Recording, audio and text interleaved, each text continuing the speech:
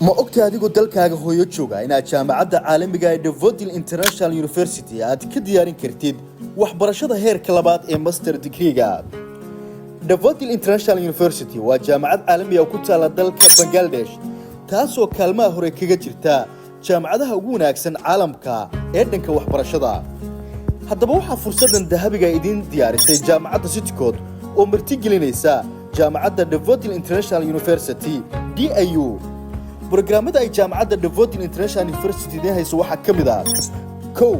Master of Business Administration MBA تاسو لتخصصات كل الدول سدا Major in Finance Major in Project Management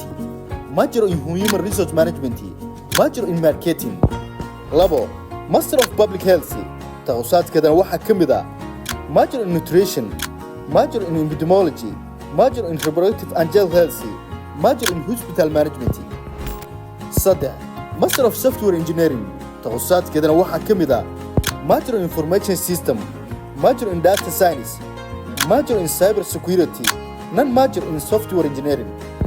sidoo kale waxa kamid ah taqasusaadka jaamacadda Daffodil International University din hayso afar Master of Law Master of Development Studies Master of Computer Science